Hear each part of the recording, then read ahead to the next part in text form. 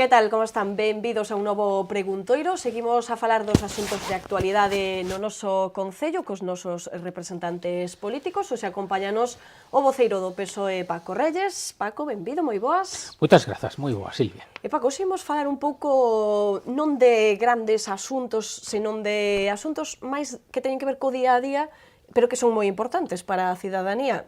Falamos de diversos servizos. Neste caso, imos comezar polo servizo de axuda no fogar a persoas dependentes. Temos falado xa moito deste servizo porque estaba envolto en polémica, vostede mesmo denunciou moitas veces esa situación.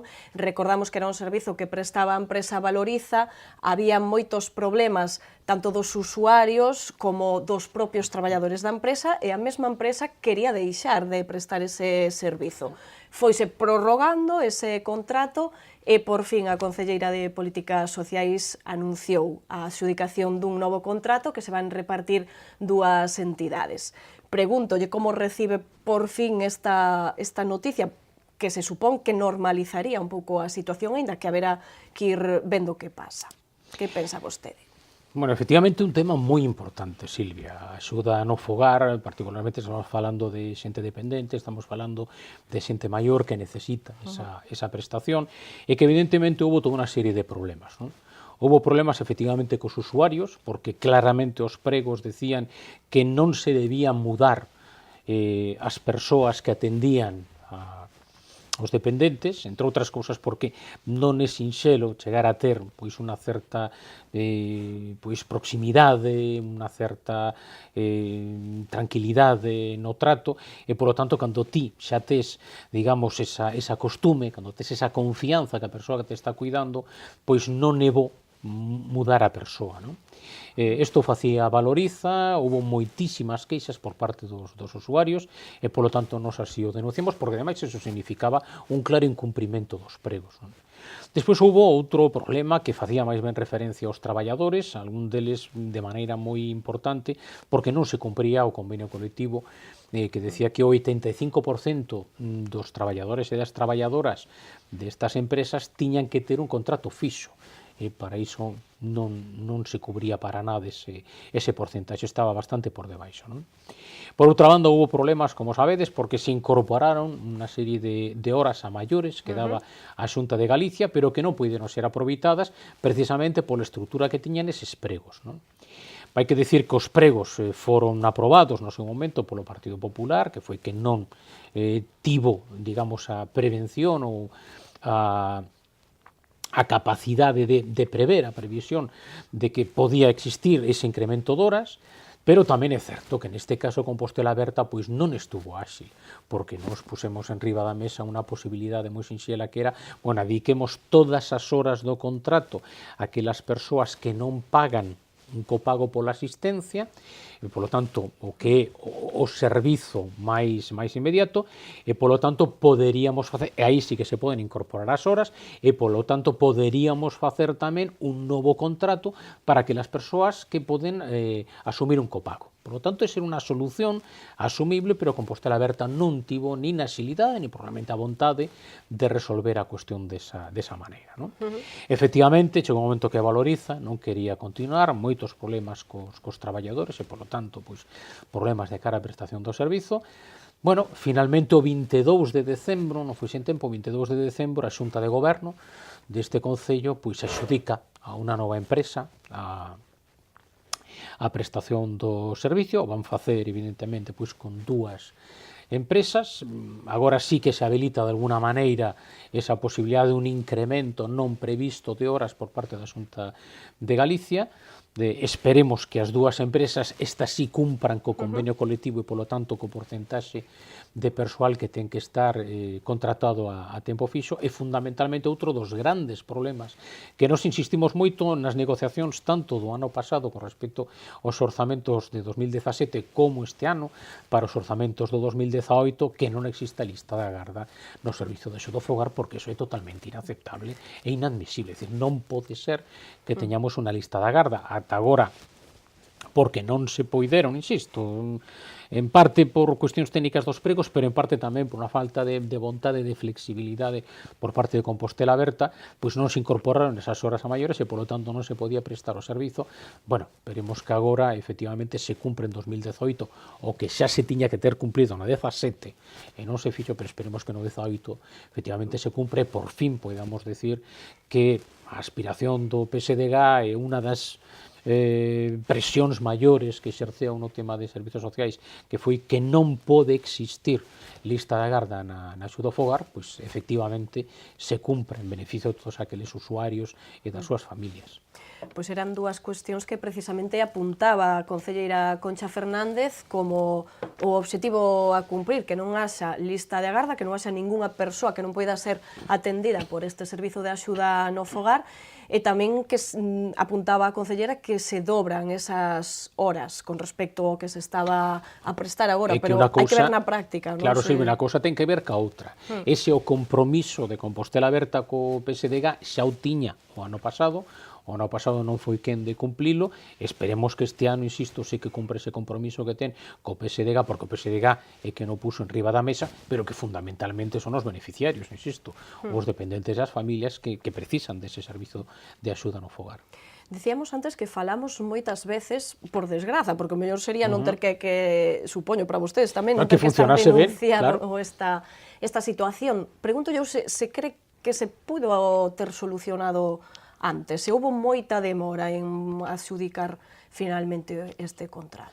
Pois sí, a verdade é que ti sabías perfectamente, neste caso, Compostela Aberta sabía perfectamente cando remataba o contrato, polo tanto tiña a posibilidade de ter preparados os pregos, non era necesario as prórrogas que se plantexaron, prórrogas ademais, pois que a propia empresa non quería asumilas. Por certo, eu deixo unha pregunta que ímos dirixir a Compostela Aberta.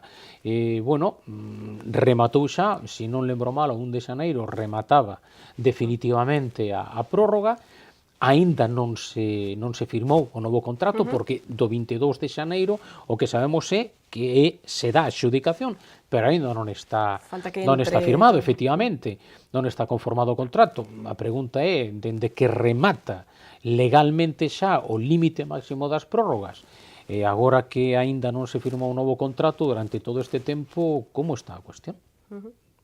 Dende o punto de vista xurídico, por seguridade dos usuarios, non? Esa é unha pregunta que hai que dirixirlle neste caso ao goberno, a ver que o que está acontecendo durante este tempo. Bueno, pois como está a cuestión de servizos en contrato, poderíamos dar máis exemplos, porque vostedes dende a oposición levan denunciando moitos destes casos. Por exemplo, falamos dos centros socioculturais que estaban sen contrato, a súa xestión estaba sen contrato dende o 2015. Esta mesma mañá tamén a concelleira de Políticas Sociais anunciou que se adxudicaba ese contrato, será a empresa Ferrovial a que xestione estes centros, pero que dicimos, dende 2015 estaba nunha situación, digamos, anómala, por dicir de alguna maneira. Unha situación claramente en precario, porque nin tiña seguridade xurídica, o mesmo que pode acontecer con outras, nin tes seguridade xurídica para os traballadores, nin tes seguridade xurídica para os usuarios. Claro, esa é unha situación que non é admisible, fundamentalmente porque ti coñeces perfectamente, mira, todos os grupos, comezando polo do goberno, todos os grupos temos no Concello, nos nosos despachos, un póster onde pone exactamente cales son os servizos subcontratados e cando remata cada un deles. Por tanto, ti sabes perfectamente cando remataba o servizo, neste caso, de animación dos centros socioculturais. Bueno, o que ti non podes ter prácticamente preto de 2 anos prestando o servizo sen un contrato. Precisamente por esa inseguridade xurídica, por eses problemas, e se pasa algo. Que acontece se un dos traballadores ten un accidente? Que acontece se un dos usuarios ten un accidente? Polo tanto, este é outro dos problemas, pero nese sentido é moi difícil para Compostela Aberta collerlle o pulso, digamos, o funcionamento administrativo do Concello, porque claro, non acabamos de chegar xa, nin acaban de chegar eles. Xa levamos 2 anos e medio longos de goberno e, polo tanto, aínda estamos con ese tipo de problemas. Neste caso, se eu non lembro mal, pareceme que foi o 30 de xaneiro deste ano que se fai a adxudicación. Tamén está sin firmar, É dicir, aínda non está conformado o contrato. Polo tanto, nese sentido noso que tamén temos son algunhas críticas, non? Aos pregos, os últimos pregos que se aprobaron, que efectivamente foi ganadora Ferrovial, pois a verdade é que, claro, cando ti les neses pregos que non se adiquen de maneira especial todos o que son pois, os cuidados, as actividades e toda a promoción, precisamente as persoas maiores de 65 anos e os nenos, pois a verdade é que sorprende que nuns pregos diga exactamente iso, é dicir, por que esa exclusión? Por que deixar fora nese sentido desa maneira, non? Os maiores, que ademais son grandes usuarios, os maiores de 65 anos e os rapaces, non? Eso sorprendeu-nos, xa o criticamos no seu momento, pedimos, ademais, que se asumira que eso era un erro e, polo tanto, que se fixera unha corrección de erros con respecto aos pregos, non se nos fixo caso, polo tanto, imos ter, eu penso que problemas na xestión diaria deste contrato.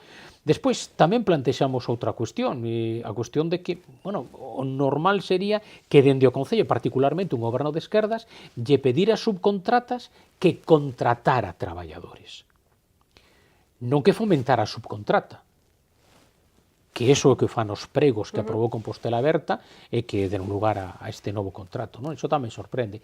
E terceiro, unha cuestión que deu moitas voltas aquí no Concello, o tema pois dos traballadores en fraude de lei, que iso podía permitir ao cabo dunha serie de tempo que puideran incorporarse como persoal de plantilla, non? Ao propio Concello, bueno, se fixo un plantexamento nun anexo que nos entendemos que non vai resolver o problema, porque o problema é do día a día, da xestión que ti faz do día a día, non que ti planteses pois, toda unha serie de cuestións tipo que en definitiva o que hai que facer é cumplirse, por lo tanto que exista un protocolo para o seu cumprimento, protocolo que nos descoñecemos que exista, non? Por lo tanto, nos pensamos que este prego nin vai resolver problemas que viñan de longo e, desde logo, vai incorporar novos problemas, entendemos. En fin, esperemos que o día a día pois permita unha dinamización dos centros socioculturais que merecen, obviamente, os nosos veciños e veciñas. Bueno, pois falamos de dous servizos que por fin podemos dicir que levou o seu tempo normalizan ou van normalizar de alguna maneira eses contratos. Non sei vostede cal cree que sería o seguinte servizo que urxentemente tería tamén que chegar a unha situación de normalidade. Polo que dicimos, que hai bastantes que están un pouco no aire, Sí, non? mira, hai varios. Un deles son as pistas de pádel, por exemplo, que además teñen o problema de que acontece se un veciño pois está xogando, pois ten unha caída e se produce unha lesión. Como se cubre, por exemplo, a situación dese veciño. Por lo tanto, inseguridade xurídica, inadmisible e dunha maneira moi particular, neste caso, nas pistas deportivas. Tamén acontece o mesmo con respecto ao servizo de limpeza e de conserxería dos centros deportivos municipais, outra cousa que non se entende. E, dende logo, pois, un dos temas estrela, porque estrela si o fixo precisamente Compostela Aberta, que é o tema do do guindastre. Claro, isto sí que... Tema que seguimos aí con el pendente, non sabemos bueno, moi ben por onde vai tirar. Claro, seguimos pendente porque hai unha demanda de 700.000 euros por parte do Dual, porque no seu momento, cando un xuez di, mira, Setex Aparqui, que foi a empresa xudicataria en primeiro lugar, non cumpriu os pregos, polo tanto, non pode prestar o servizo, quen ten que prestar o servizo é a seguinte empresa, número 2, neste caso era Dual, pois Compostela Aberta, en vez de facelo, dixo, non, aquí non hai ningún problema. Nos ca excusa de que imos comenzar a pensar nunha posible municipalización, imos permitir, imos encargar, sen contrato, a empresa que un xuez dixo que non podía prestar o servizo por incumprimento dos pregos, que a presten eles. Imos dar o diñeiro para prestar o servizo e do guindastre. Non sabemos nada con respecto ao pago do canon, se pagou o canon, se non pagou o canon no Concello, polo tanto foi verdadeiramente un negocio excepcional para Setex Aparqui. E, dende logo, foi moi mal negocio, particularmente se finalmente un xuiz pois dá a indicación de que hai que pagarlle esos 700.000 euros de indemnización a Dual, que o imos pagar, ti e máis eu, do noso peto. Non? Claro, isto sí que, dende logo, non ten sentido ningún, eu penso que é unha das cuestións máis sorprendentes e casi máis kafkianas que eu teño visto neste Concello en xeral, nas administracións que eu teño traballado. Non? Atopámonos nunha situación que, por exemplo, en Lugo pasou o mesmo, pero a diferencia do que fixo aquí Compostela Aberta, pois o goberno en Lugo, que a alcaldesa Teresa Lara do PSD a súa cabeza, pois o que fixo claramente foi dicir, bueno, pois neste momento se suspende o servizo da hora. Por qué? Porque ti podes plantexar que o servizo do guindastre é un servizo esencial, porque pois tes que retirar un coche que está ocupando pois por exemplo, a saída dun garaxe, ou por exemplo para permitir que unha ambulancia pois poida aparcar e poidan baixar a un enfermo e leválo ao hospital, etcétera, etcétera. Pero claro, o servizo da hora, cando ti tes, por exemplo, Lugo, que non está funcionando como tal servizo da hora, o que se fai é procurar unha rotación das prazas, sen pagar aquel que non cumpre, si que ten entón unha multa. Ou, por exemplo, o que se está a facer no Concello de Ferrol, onde o impuso ese sistema o Partido Socialista, pero continuou o Partido Popular e agora continúa en Marea. Ou, por exemplo, en Pontevedra, que quen goberna o Bloque Nacionalista Galego. Polo tanto, ese non é un servizo esencial agora. Ti podes facer que os coches podan aparcar en superficie e que pode existir unha rotación con outro sistema, neste caso de vixiancia por cámaras instaladas nos coches da Policía Municipal, que é unha das propostas que nos dixemos que se incorporara na memoria. Pero o resultado é que dunha maneira absolutamente regular, que non podía prestar o servizo, leva 2 anos prestando o servizo, leva 2 anos gañando o seu diñeiro, imos ter probablemente ou presuntamente que pagar unha indemnización de preto d'1 millón de euros a outra empresa, a Dual, e ademais atopámonos nun proceso de municipalización que eu vexo moi difícil, primeiro, ca memoria que se fixo, segundo, cos informes, ademais, tanto da Secretaría Xeral como da Intervención, como da Xefatura de Servizo de Persoal, que claramente indica que a normativa neste momento, o marco normativo, non permitiría a incorporación do persoal, e ademais atopámonos con unha circunstancia de inseguridade xurídica para o persoal destas empresas, porque, entre outras cousas, a nova lei de contratos do sector público que vai a entrar en vigor o 8 de marzo, é dicir, dentro de nada, de pouco máis dun mes, pois resulta que elimina a posibilidade de que nos pregos se imponga a nova empresa concesionaria que subrogue o persoal, agás de que estea no convenio colectivo ou de que se cumpra o artigo 44 do Estatuto dos Traballadores. Temos falado moito disto. Pero claro, a verdade é que se ven o convenio, neste momento sí que indica que habería que subrogar a nova concesionaria o persoal, pero non é menos certo de que, non é certo que sexa unha nova empresa que ven a sustituir a empresa saínte da concesión, porque a empresa saínte da concesión foi hai 2 anos e tiña que ter sido Dual. Tense Texaparque, por unha clarísima obcecación, neste caso, de Compostela Verte, facelo desa maneira, e nos podemos atopar que a nova empresa concesionaria, no caso de que se faga unha concesión, diga que eles legalmente non estén obrigados a asumir a subrogación deste persoal. Entón, sí que temos un problema con 46 traballadores, que son 46 familias. A verdade é que eu penso que xogar desta maneira co traballo e co futuro das persoas, eu penso que hai que poñerlle moito máis sentido cando un toma certas decisións. E non se fixo, non se fixo. Pois como dicimos sempre, vai ser un tema do que vamos ter que seguir pendentes porque está un pouco no aire como se vai solucionar, porque xa sabemos que esa municipalización quedou un pouco estancada polos diversos problemas que se foron presentando. Paco, temos pouco tempo, pero quería eu despedirme de vostede falando dese xacemento da Rocha, porque hai un tempo vostedes dende o PSOE facían unha proposta para que se fixera un parque arqueolóxico, para que se desenvolvera un plan especial de acondicionamento nesta zona, que se quedou aí un pouco no esquecemento. Non sei se teñen algunha novidade ao respecto. Non, nos falábamos dun parque arqueolóxico, nos propoñamos que fora precisamente Conxo e Rochabella, falábamos tamén dun roteiro arqueolóxico para pôr en valor pois todos os yacementos arqueolóxicos que temos ao longo particularmente do noso rural, e por lo tanto que o noso rural tamén se aproveitara de todos os turistas visitantes que temos polo Camiño de Santiago, e nos plantexamos tamén uns centros de interpretación arqueolóxica, non? Para pôr en valor precisamente todo iso. Concretamente, o que fai referencia ao Castelo da Rocha, pois existe un plan especial aprobado, no que dicía que ademais era de obligado cumprimento, no que había toda unha serie de accións prioritarias, como era, por exemplo, pois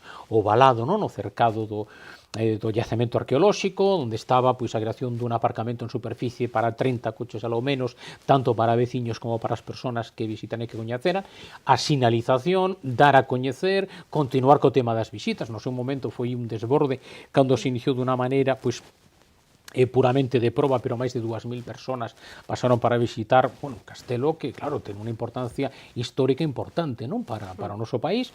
E, por outra banda, pois tamén estaba a posibilidade de continuar, non, cas excavacións, entre outras cousas, o que estamos perdendo fondos da Unión Europea precisamente para desenvolver este tipo de recursos arqueolóxicos. Había preto dun millón de euros orzamentado nese sentido, desapareceu a cuantía, non a partida orzamentaria, pero xa a cuantía no orzamento do Consorcio 2016, no 17 e no 18 xa non aparece nin tan sequera o nome da partida, e polo tanto nos pensamos que estamos perdendo tempo, estamos perdendo dineiro, e polo tanto estamos perdendo unha moi boa oportunidade de pôr en valor uns restos arqueolóxicos importantes para a cidade e que ademais lle darían un pulo precisamente a todo o barrio da Rocha Bella. Ben, pois tamén veremos a ver se se pode facer algo con esta zona. E agora si deixámolo aquí, Paco, como sempre agradecerlle a súa presenza aquí no Preguntoiro. Graciñas. Pois moitas grazas a vos, como sempre. E nos volvemos mañá con máis entrevistas. Graciñas tamén a vostedes por acompañarnos.